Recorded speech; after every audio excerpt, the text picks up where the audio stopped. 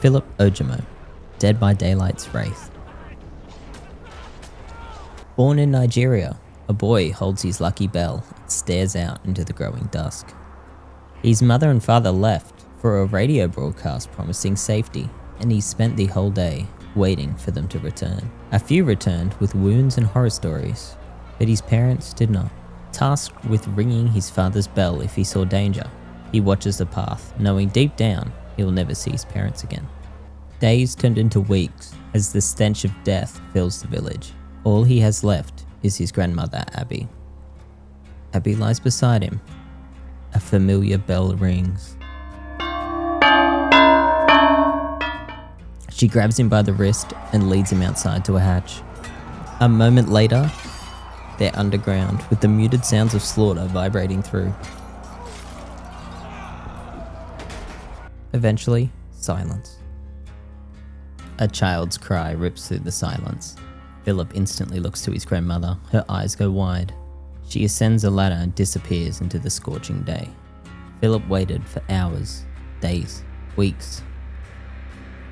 His eyes never left the hatch. Eventually, he closes his eyes and ascends.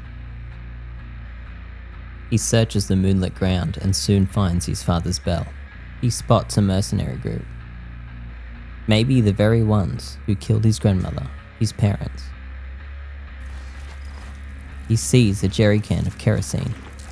Yes, that would make them disappear.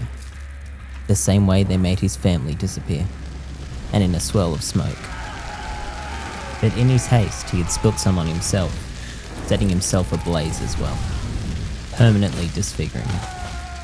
Philip eventually moved to the US, where he was offered a job at Auto Haven Wreckers, a small scrapyard where bribed cops turned a blind eye. Ojimo didn't care. He had seen criminal activity up close. He just operated the crusher.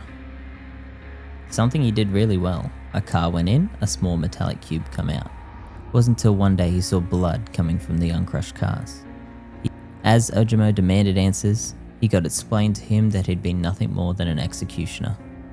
Every car had a soul in them, and this was the service the scrapyard provided. Ojimo snapped. He threw his boss in the crusher and let it slowly compress. In this moment of anger and rage, a dark fog began to envelop, and he was never seen again.